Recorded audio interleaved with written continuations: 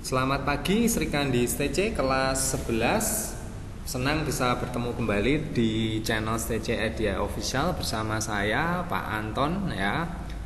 Kita tetap harus bersyukur walaupun kita masih dipertemukan di daring, tetapi pasti ada manfaat yang teman-teman akan dapatkan di sesi video ini. Oke, pada video ini Pak Anton akan membahas tentang APBN. Nah, teman-teman, sebagai pembukaan, ya, apakah tahu pembukaan UUD 1945 alinea keempat? Nah, di sana disebutkan tugas negara adalah melindungi segenap bangsa Indonesia dan seluruh tumpah darah Indonesia, memajukan kesejahteraan umum, mencerdaskan kehidupan bangsa, dan ikut melaksanakan ketertiban dunia yang berdasarkan kemerdekaan, perdamaian abadi, dan keadilan sosial. Nah, dalam menjalankan tugas tersebut, ya, sehubungan dengan pengeluaran, pemerintah membutuhkan dana yang tidak sedikit. Untuk itu, tentunya negara kita harus memiliki yang namanya pendapatan. Nah, pendapatan pemerintah itu diperoleh dari penerimaan migas, non-migas, dan pinjaman luar negeri. Keseluruhan pengeluaran dan penerimaan negara tersebut tertuang dalam anggaran pendapatan dan belanja negara atau sering kita singkat sebagai APBN. Nah, sebagaimana di tingkat negara, di tingkat daerah kita juga mengenal adanya anggaran pendapatan belanja daerah atau sering kita sebut APBD. Nah, untuk APBD nanti ada di sesi video yang lainnya. Untuk kali ini kita akan membahas tentang APBN. Nah, itu kalau lingkupnya negara ya teman-teman. Nah, sebenarnya secara sederhana ini juga kita bisa lihat atau kita bisa rasakan sendiri. Misalnya teman-teman, ya misal ya, contohnya setiap pagi teman-teman mendapatkan uang saku. Nah, itu seperti kalau negara itu memiliki yang namanya penerimaan atau pendapatan. Nah, dari uang saku teman-teman itu punya rencana ya, kalian punya rencana untuk membelanjakannya atau untuk membelikan sesuatu. Ya, kita sebut itu sebagai belanja. Tetapi ruang lingkupnya di sini adalah teman-teman atau individu. Sedangkan kalau negara berarti di suatu negara, ruang lingkupnya adalah suatu negara. Kalau daerah ya ruang lingkupnya daerah. Oke, begitu ya kira-kira pengantar tentang APBN. Nah, di sisi kiri itu sudah ada informasi APBN 2021. Nanti linknya Pak Anton juga berikan kalau teman-teman mungkin penasaran ingin melihat informasi APBN 2021 itu seperti apa.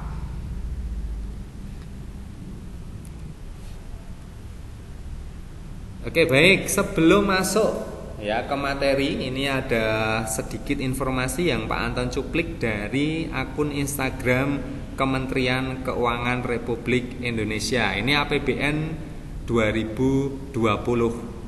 Ya, nah informasi apa yang bisa kita dapatkan di sini? Nah, kita ketahui bersama bahwa dampak pandemi itu dirasakan oleh semua orang. Tak hanya soal kesehatan, ya, tetapi juga ekonomi. Nah, ekonomi Indonesia bahkan sempat terpuruk teman-teman, ya, di kuartal kedua 2020 hingga mengalami kontraksi sebesar 5,32%. Nah, aktivitas ekonomi yang terganggu akibat pandemi harus segera ditangani oleh pemerintah. Nah, APBN 2020 jadi satu-satunya andalan teman-teman, ya. Realokasi dan refocusing anggaran segera dilakukan untuk penanganan dampak COVID-19 ini, ya, supaya tidak terpuruk ya tentunya ya. Belanja-belanja non prioritas dialihkan untuk memberi perlindungan bagi masyarakat dan ekonomi. Masyarakat miskin dan rentan diberikan bantuan sosial. Ya, ada bansos, ada BST, ya, ada bantuan subsidi gaji, ya banyak teman-teman ya. Di channel ini juga kemarin sempat Pak Anton bahas juga. Nah, UMKM dan dunia usaha mendapatkan insentif, ya, ada bantuan produktif untuk masyarakat yang punya usaha mikro kecil, ya, agar bisa tetap menjalankan usahanya. Nah, tak cuma soal sosial dan ekonomi, kesehatan tetap menjadi prioritas. Nah, maka program PEN dirancang untuk menangani semua dampaknya. Nah, hasilnya APBN 2020 bekerja optimal, teman-teman. Ekonomi mengalami perbaikan dan mulai pulih. Belanja pemerintah pusat yang tumbuh tinggi hingga 20% berhasil menjaga ekonomi tak terkontraksi lebih dalam dan berbalik menuju pemulihan. Ya, kinerja APBN 2020 terkendali. Nah, ini ada lewat realisasinya ini, ya, ada bantuan untuk sosial, belanja barang, belanja modal, dan seterusnya itu, ya. Nah, optimisme pemulihan ini tidak boleh berhenti. Momentum perbaikan akan dijaga dan dilanjutkan tahun ini. Maksudnya ya tahun 2021 ini. Upaya penanganan COVID-19 masih jadi fokus APBN 2021 termasuk program vaksinasi. Nah, ini sekilas tentang APBN 2020. Nah, teman-teman, informasi seperti ini dapat teman-teman dapatkan dengan mudah di akun Instagram Kementerian Keuangan, ya. Di sana dengan gambar menarik dan deskripsi yang mudah dipahami, teman-teman. Nah, ini kemarin, ya, di hari Rabu berarti, ya, itu juga ada penyuntikan vaksin perdana kepada Presiden Jokowi, ya, menandai dimulainya tahapan vaksinasi COVID-19 di Indonesia, ya. Ini ilustrasinya, teman-teman juga bisa browsing di YouTube, banyak, ya, informasi katanya dengan vaksin perdana ini. Ini juga bagian dari APBN, teman-teman, ya. Oke, kita masuk ke materi, ya. Tujuan pembelajaran kita pada video ini adalah nanti teman-teman itu diharapkan mampu, ya, tahu pengertian APBN, fungsi dan tujuan APBN, dan menjelaskan mekanisme penyusunan APBN. Jadi 3 fokus ini yang akan teman-teman pelajari pada video ini. Oke, baik, kita mulai, ya. Jadi anggaran pendapatan dan belanja negara atau kita singkat APBN itu merupakan alat utama pemerintah untuk mensejahterakan rakyat. Jadi teman-teman harus ingat ini, ya. Jadi ini alat utama, ya, negara kita untuk mensejahterakan masyarakat atau kita warga Indonesia. Nah, APBN juga menjadi alat pemerintah untuk mengelola perekonomian negara. Ya, sebagai alat pemerintah, APBN bukan hanya menyangkut keputusan ekonomi, namun juga menyangkut keputusan politik, pendidikan, dan sosial. Nah, di sini sudah ada informasi tentang pengertian APBN. Nah, berdasarkan Undang-Undang RI Nomor 23 Tahun 2013 tentang APBN tahun anggaran 2014, APBN adalah, nah, ini dicatat, ya, teman-teman, diingat-ingat, rencana keuangan tahunan, ya, rencana keuangan tahunan, bukan bulanan, bukan harian, ya, pemerintah negara yang disetujui oleh DPR, ya. Kata kunci berikutnya adalah disetujui oleh Dewan Perwakilan Rakyat atau DPR. Nah, APBN adalah suatu daftar yang memuat rincian, ya, rincian pendapatan dan pengeluaran negara untuk waktu tertentu, ya, biasanya 1 tahun. Nah, di APBN 2021 ini, ya, temanya adalah percepatan pemulihan ekonomi dan penguatan reformasi. Nanti ada saya berikan cuplikan-cuplikan dari APBN 2021, ya. Oke, baik, itu tadi pengertian. Nah, APBN itu memiliki, yang saya berikan di sini adalah 6 fungsi, ya. Fungsi yang pertama adalah fungsi alokasi. Maksudnya apa? atau fungsi ini punya tujuan apa? Yaitu untuk membagi proporsionalitas anggaran dalam melakukan pengalokasian pembangunan dan pemerataan. Nah, ini ada satu contoh, ini sekali lagi saya ambil dari Instagram Kementerian Keuangan Republik Indonesia. Jadi dana atau pendapatan yang didapat oleh pemerintah itu akan dialokasikan atau dikembalikan kepada masyarakat. Nah, salah satunya adalah dengan adanya dana BOS untuk dunia pendidikan. Ini juga salah satu ya cara untuk membagi ya anggaran-anggaran yang ada itu atau dikembalikan kepada masyarakat. Ya, untuk kepentingan publik, untuk layanan pendidikan. Ini salah satu contohnya, ilustrasinya ada anak SD yang sedang belajar ya. Kalau dilihat dari tampilan memang ini di pedesaan teman-teman ya. Jadi dana itu juga akan kembali kepada masyarakat ya. Kalau di sini pemanfaatan dana alokasi khusus atau sering disingkat DAK begitu ya. Oke, itu fungsi yang pertama. Ya, fungsi yang kedua adalah fungsi distribusi. Nah, bertujuan untuk penyaluran dana kepada masyarakat berdasarkan alokasi yang sudah ditetapkan. Nah, APBN yang sudah disetujui tadi, ya, di sana ada nominal-nominal rupiah yang akan digunakan atau yang akan disalurkan kepada masyarakat ya, dana disalurkan kembali kepada masyarakat. Nah, di sini contohnya saya ambil adalah jumlah penerima manfaat program perlindungan sosial.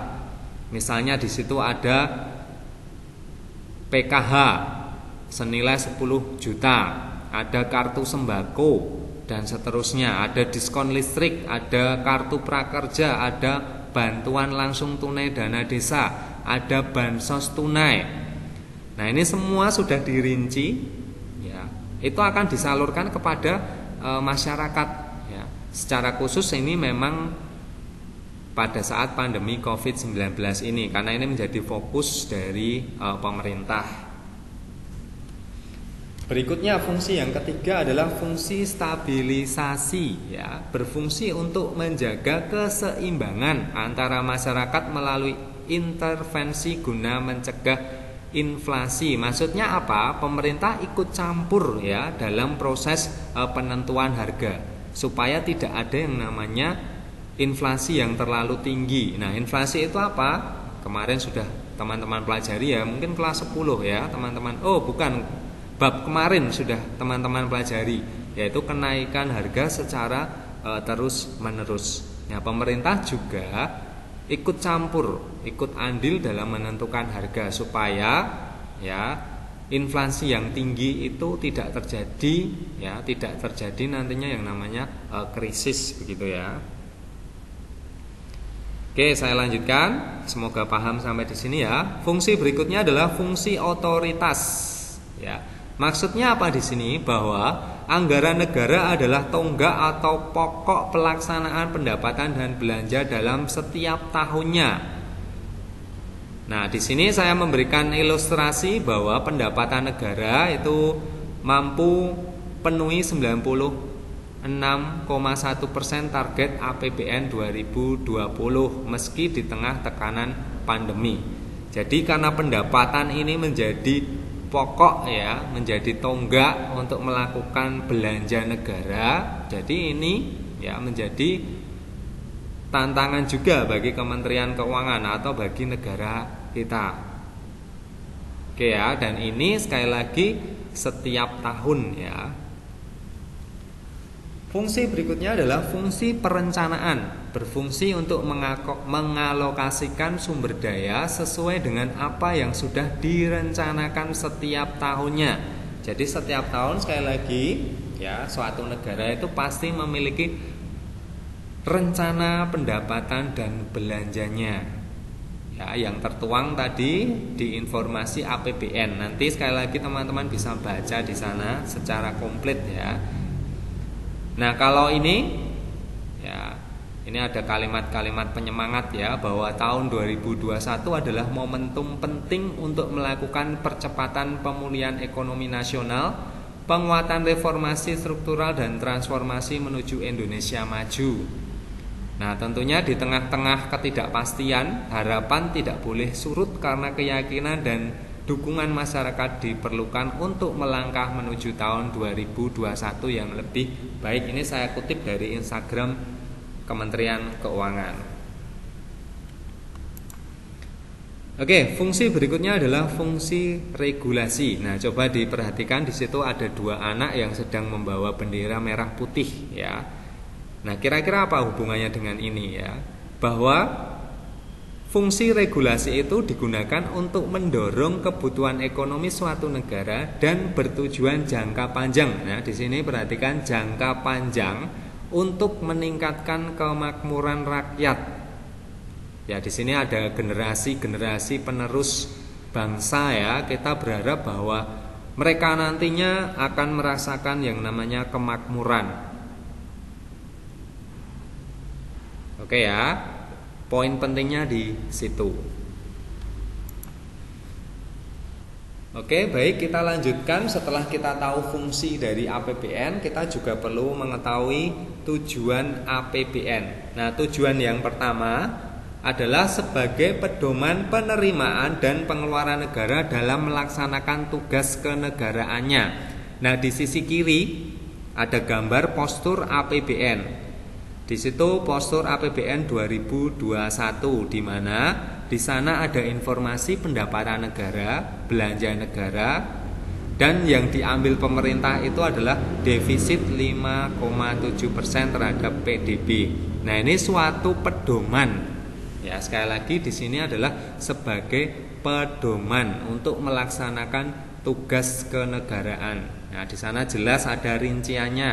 Nanti secara detail untuk sektor apa saja teman-teman bisa baca di informasi APBN 2021 ya. Berikutnya tujuan yang kedua, meningkatkan transparansi dan pertanggungjawaban pemerintah kepada DPR dan masyarakat luas. Nah, ini salah satu contohnya adalah saya cuplik anggaran pendidikan.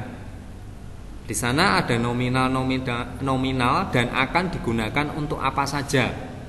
Nah, ini sebagai wujud transparansi teman-teman dan pertanggungjawaban kepada DPR dan masyarakat luas. Jadi dana pendidikan atau anggaran pendidikan ini digunakan untuk apa saja. Nah, di sini jelas ya disampaikan, misalnya untuk belanja pemerintah pusat nanti di situ ada informasi apa, transfer ke daerah dan dana desa nanti apa saja.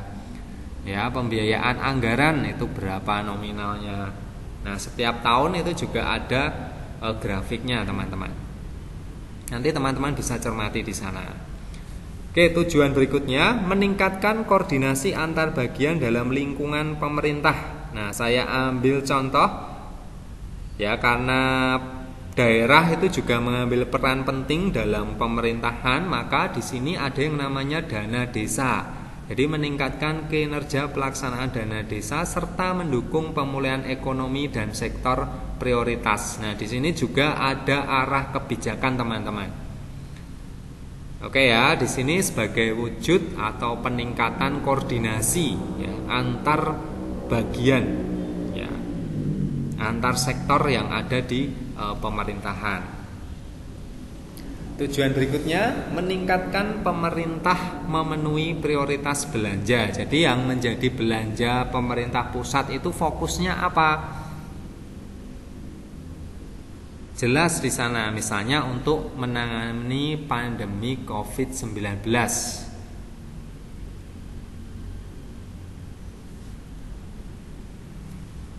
Oke, di sini ya contohnya ya, diarahkan untuk menjadi momentum transisi menuju adaptasi kebiasaan baru secara bertahap, menyelesaikan permasalahan di sektor kesehatan, ekonomi dan sosial yang dihadapi Indonesia pasca pandemi COVID-19 serta penguatan informasi untuk keluar ya dari middle income trap. Ya, ini contohnya di sini ya yang saya bacakan, saya kutip dari APBN 2021. Oke ya, jadi prioritas belanja negara itu apa? Pasti setiap tahun akan ditentukan oleh pemerintah. Nah, berikutnya tujuannya adalah membantu pemerintah mencapai tujuan fiskal. Nah, kebijakan fiskal itu seperti apa? Ya, kebijakan fiskal itu ya merujuk pada kebijakan yang dibuat pemerintah untuk mengarahkan ya ekonomi suatu negara itu kaitannya dengan pengeluaran dan pendapatan pemerintah. Jadi ini tentunya APBN ini menjadi bagian dari tujuan kebijakan fiskal begitu ya. Ini contohnya di sini juga ada contohnya di sini strategi kebijakan fiskal ekspansif ya. Ini yang disampaikan di APBN 2021. Oke, itu tadi pengertian fungsi dan tujuan dari APBN. Nah, sekarang kita akan belajar mekanisme penyusunan APBN. Nah, coba diperhatikan di pojok kanan atas itu ya, di situ dibuatkan bagan ya, di mana ini adalah mekanisme dari penyusunan APBN. Nanti saya juga akan memberikan contoh siklus penyusunan APBN 2021 ya. Oke, kalau kita cermati gambar atau mekanisme yang ada di sini, teman-teman bisa melihat gambar dan sambil membaca yang ada di bawah. Nah, berdasarkan bagan di atas, APBN disusun dengan tahapan sebagai berikut ya. Nah, di sini pemerintah menyusun rencana APBN dalam bentuk nota keuangan melalui rapat dengan departemen dan lembaga teknis. Nah, coba bisa dilihat kotak yang berisi pemerintah presiden itu ya. Nah, itu menyusun RAPBN dalam bentuk nota keuangan. Itu poin yang pertama. Yang kedua, pengajuan RAPBN oleh pemerintah kepada DPR. Nah, di situ ada anak panah diajukan ke DPR. Nah, di sebelah kanannya ya. Nah, setelah itu apa yang dilakukan? Pembahasan RAPBN oleh DPR dalam masa sidang. Jadi disidangkan dulu. Nah, ada kemungkinan ya, ada dua kemungkinan teman-teman, ditolak atau diterima. Nah, kalau ditolak itu APBN tahun lalu yang digunakan oleh pemerintah. Sedangkan kalau diterima itu nanti ya APBN atau UU ya. Ini poin yang mana ya? Persetujuan RAPBN oleh DPR menjadi APBN dengan undang-undang. Jika tidak disetujui, pemerintah menggunakan APBN tahun sebelumnya. Nah, itu ya. Nah, setelah menjadi undang-undang ya, APBN dilaksanakan dengan diperkuat oleh keputusan presiden tentang pelaksanaan APBN. Maka dikembalikan kepada pemerintah untuk dilaksanakan. Oke, ini contoh siklus penyusunan APBN 2021. Oke, informasi ini saya cuplik dari informasi APBN 2021. Nah, di sini bentuknya seperti ini, teman-teman. Di sini juga ada temanya disusun oleh tim Kementerian Keuangan. Ini juga ada kata pengantar dari Menteri Keuangan Republik Indonesia Sri Mulyani Indrawati. Teman-teman bisa baca di sini ya. Nah, ini di sini jelas ya ada komponen-komponen dari pendapatan nasional yang pertemuan berikutnya kita akan bahas ya. Oke, yang akan saya sampaikan di sini ya. Siklus penyusunan APBN 2021. Nah, dimulai dari Januari teman-teman ya, 2020 Presiden menetapkan arah dan kebijakan serta prioritas pembangunan nasional ya di sini. Nah, selanjutnya apa? Nah, kita bisa cermati di sini ya. Nah, mulai April ya, 16 April itu penyusunan riset envelope ya. Dilanjutkan tanggal 8 Mei Ya, berikutnya seterusnya teman-teman, seperti pada bagan yang Pak Anton tampilkan tadi. Nah, sampai akhirnya seperti ini ya.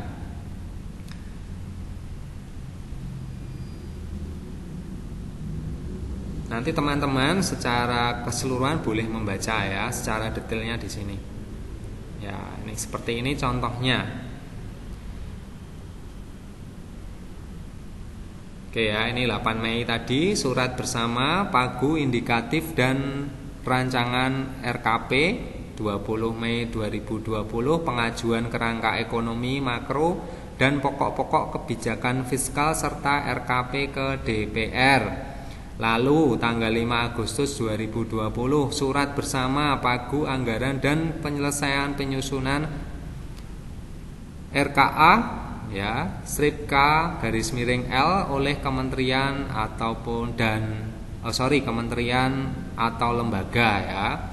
Terus 14 Agustus ya, pidato kenegaraan Presiden RI dalam rangka pengajuan RUU dan nota keuangan RAPBN 2021. Berikutnya Agustus sampai dengan September, pembahasan RUU dan nota keuangan RAPBN 2021. Lanjut di sini 26 Oktober 2020, Undang-Undang Nomor 9 Tahun 2020 tentang APBN 2021 disahkan ya teman-teman. Berikutnya November 2020, penetapan rincian APBN dalam peraturan Presiden. Berikutnya November ya 2020, penetapan dan penyerahan DIPA. Oke, itu sekilas informasi yang kaitannya dengan siklus penyusunan APBN 2021. Oke, baik, terima kasih informasi tadi teman-teman dapat akses ya di informasi APBN 2021. Nah, ini sumber belajar yang saya gunakan. Teman-teman bisa cari ya di internet banyak.